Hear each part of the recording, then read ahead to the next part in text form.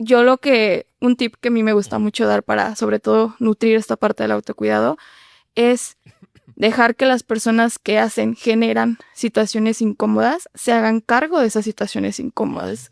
Y esto va también en establecer estos límites sanos, ¿sí? Por ejemplo, si alguien está haciendo un chiste sobre nosotros que no me está causando gracia, normalmente lo que hacemos es reírnos. Que el generar una situación incómoda, que sería, pues, de que esta personita de la cual se está haciendo el chiste, pues que no se ría, que se muestre molesto, que se muestre que no causó gracia.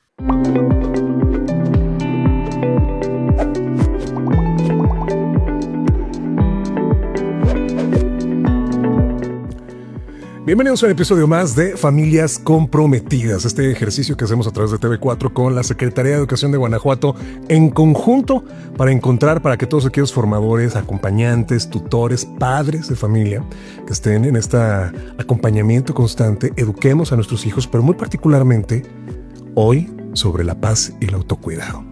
Venía manejando para acá y estaba pidiendo ahorita salir de un espacio, de un estacionamiento, y un tipo aceleró. O sea, literal, para que yo no pasara.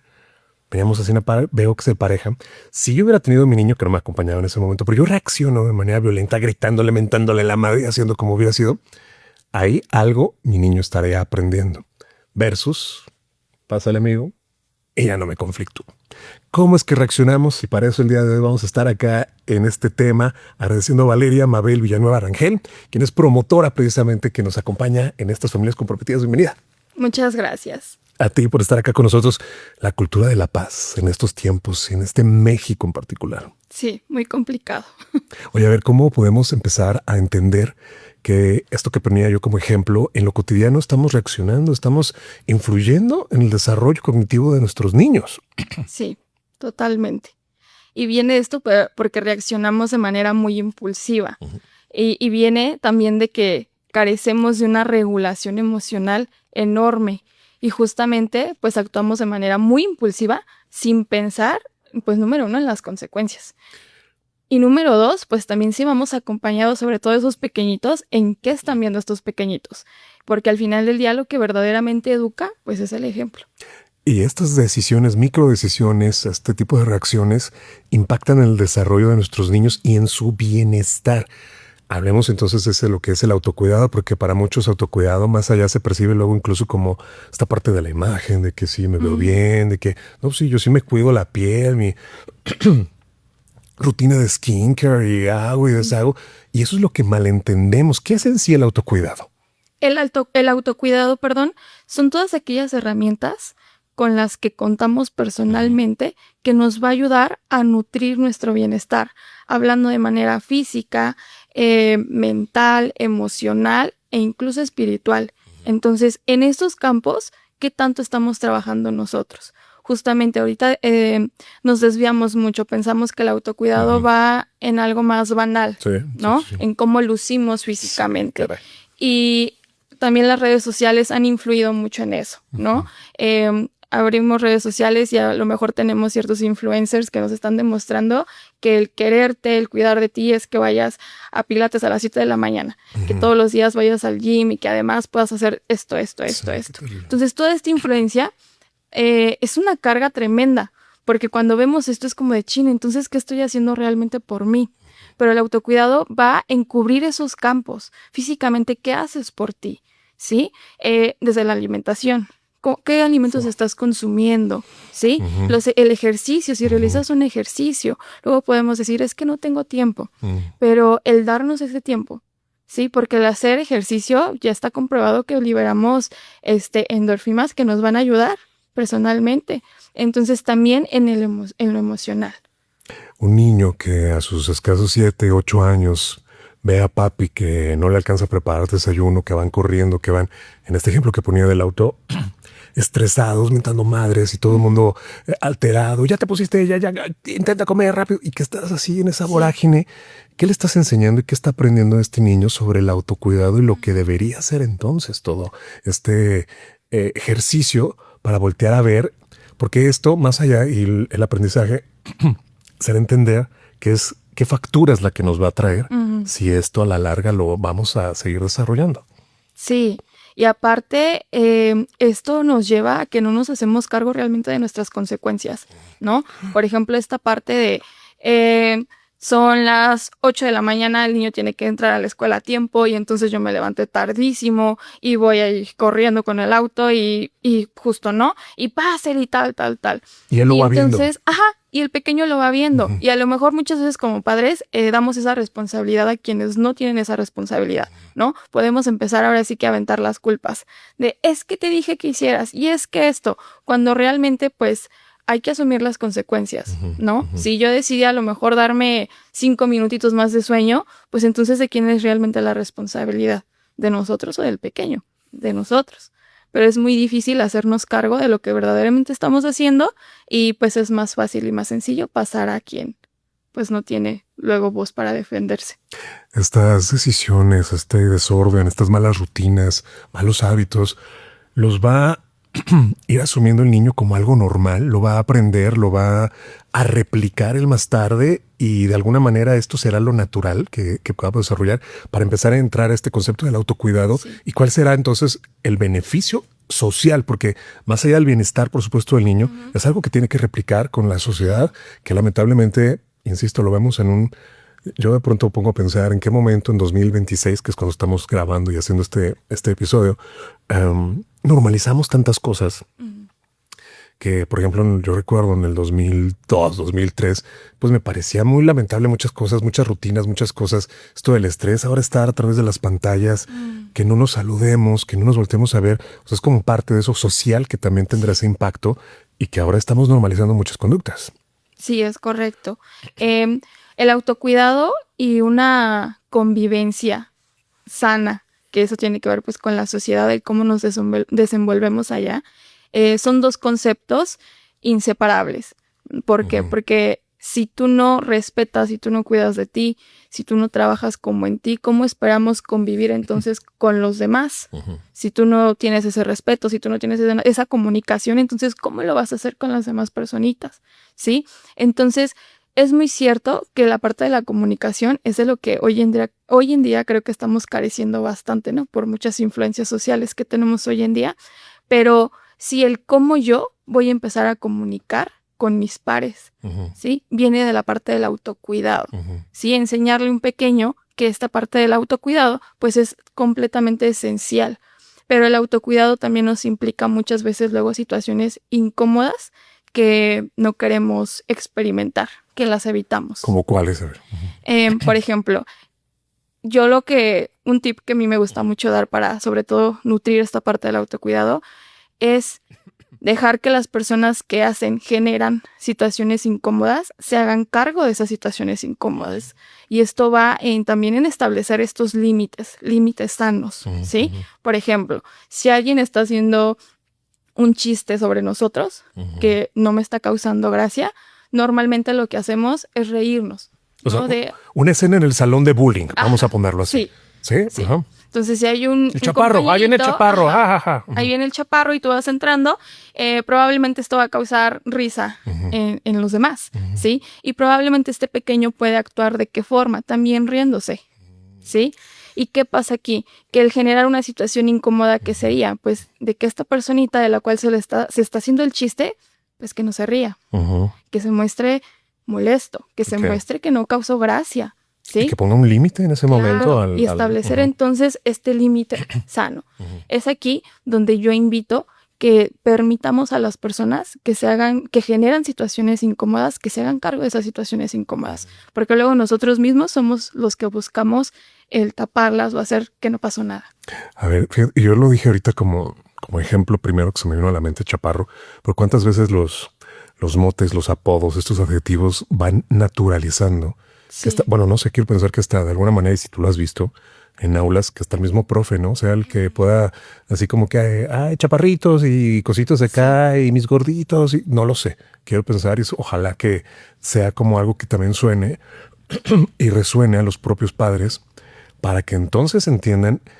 Si se lo dices a un niño, pues obviamente su cognición y su estado aprenderá y entenderá, pero será difícil si no hay intervención del adulto para que cuando esté sucediendo se limite eso. Porque si esperamos que, pues es que yo ya les dije, ellos no entienden, se siguen diciendo, pues ya es asunto de ellos. Ahí estamos omitiendo nosotros como adultos, Sí. que es nuestra responsabilidad hasta que tengan 18 años, bueno, y en algunos países 21 años, que ese autocuidado va de nosotros para con ellos, ¿cierto? Sí. Sí, es correcto. Y más porque es algo socialmente, nuestra sociedad funciona en base a eso, ¿no? En base a los apodos. Y un apodo normalmente viene de un aspecto físico, de cómo luce alguien. Entonces, definitivamente en las escuelas es algo que lo tenemos completamente normalizado. Y es aún peor cuando entonces ese apodo viene ya de una figura de autoridad, ¿no? Porque entonces ya no nada más es el compañerito que me lo está diciendo, ya este apodo ya escala más. Increíble. ¿Sí?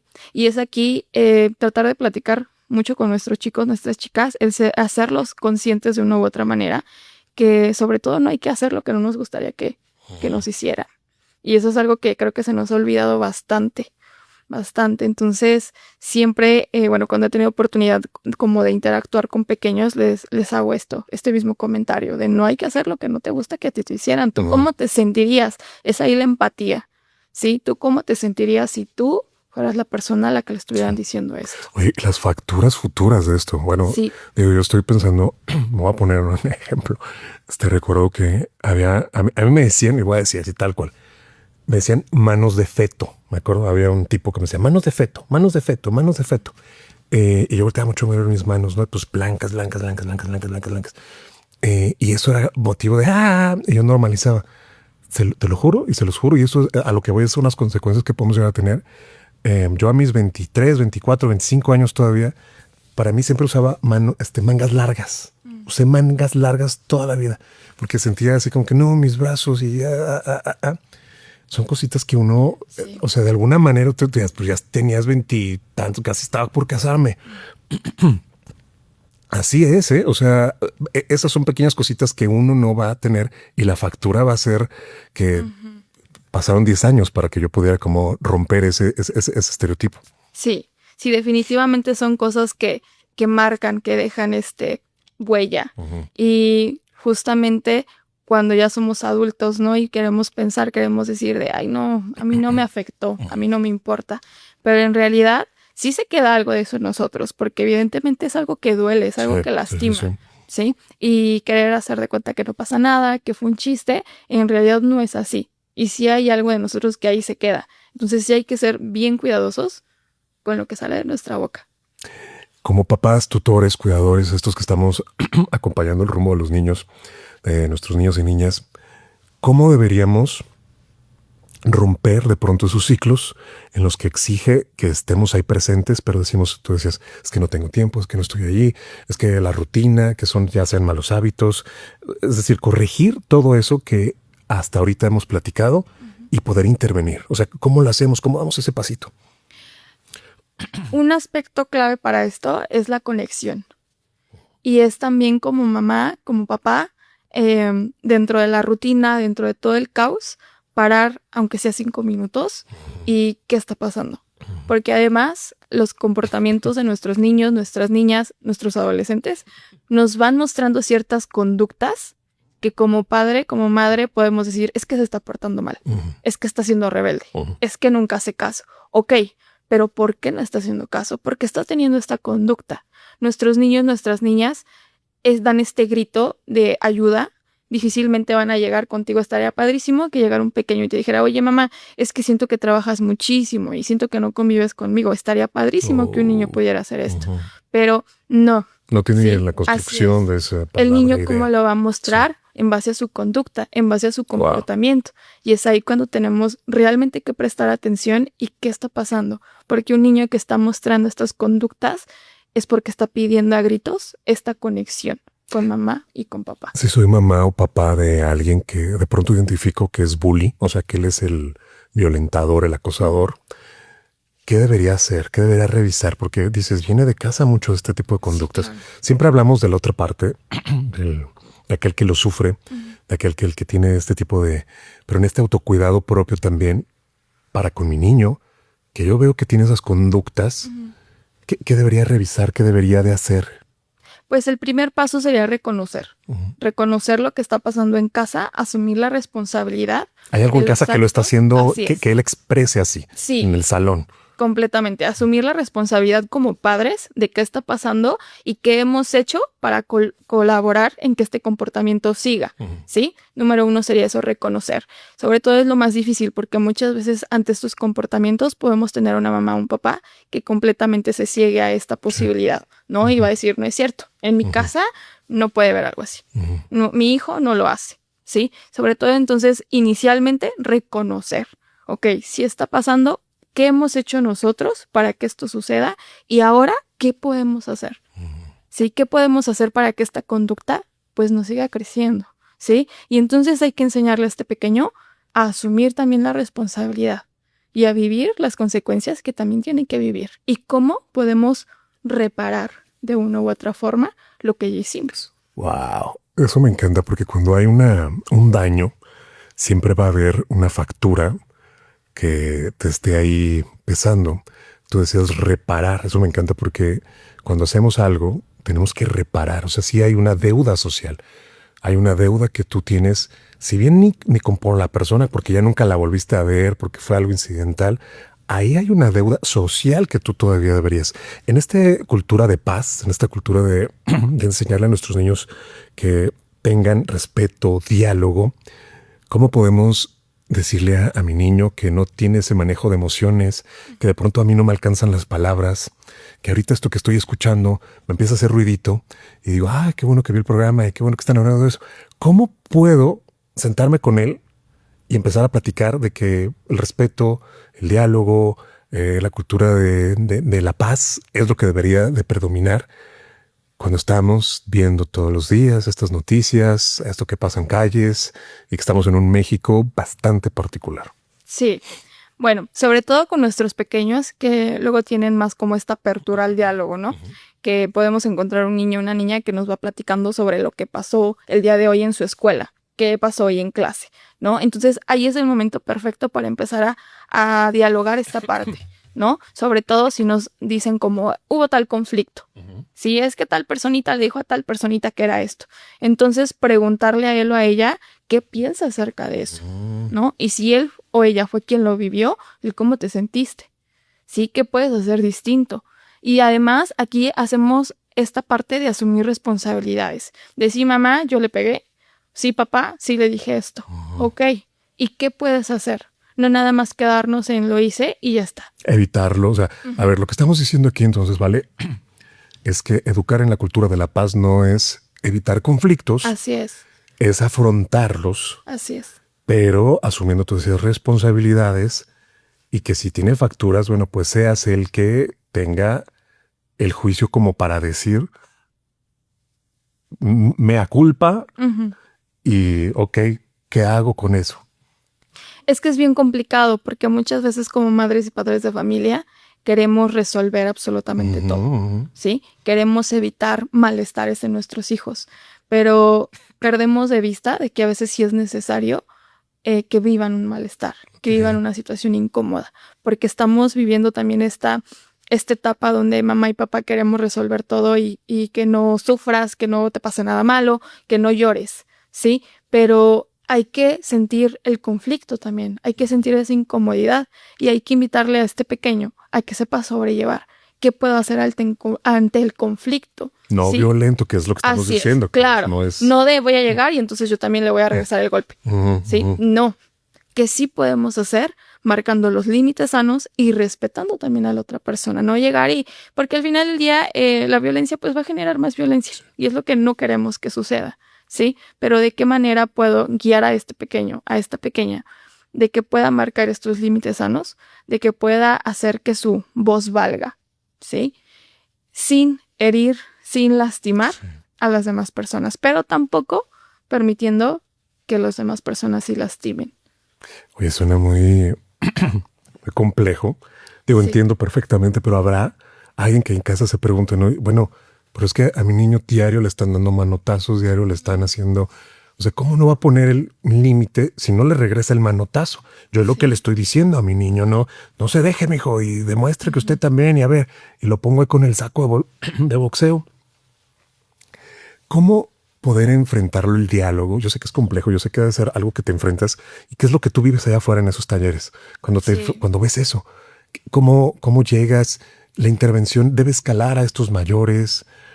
¿Cómo es que esta cultura de paz pueda permear para evitar justamente este tipo de conflictos? Bueno, lo primero que yo les recomiendo a las mamás que se acercan conmigo, que están viviendo una situación de bullying en la escuela, es acercarse a hablar primero con la maestra, ¿no? Preguntar y exponer la situación de lo que está pasando, ¿sí? Número 1, eso, acercarse con la maestra, qué está pasando, y pues evidentemente que la maestra pueda tener esta colaboración con mamá de revisar en realidad qué está sucediendo, cómo podemos ayudar para que esta situación deje de generarse, ¿sí? Ya hay centros educativos que tienen ciertas estrategias que seguir, ¿sí? Pero cuando hay una respuesta que a lo mejor o vemos situaciones que dices, chin, pero es que no me siento del todo conforme porque mi hijo, mi hija me sigue diciendo que esta situación se sigue presentando, entonces vámonos a dirección, ¿sí? El buscar hablar con el director, con la directora de la institución, exponer la situación, ya hablamos con la maestra, pero vemos que es una situación que sigue escalando y esperar que haya una intervención, ¿sí? ¿Qué es lo que no debemos hacer ante una situación de estas? Híjole, sobre todo el hacer este conflicto ya entre familias. Entre familias. De que ya fuera de la escuela y entonces nos empezamos a decir un montón de cosas y te ve a la salida y tal.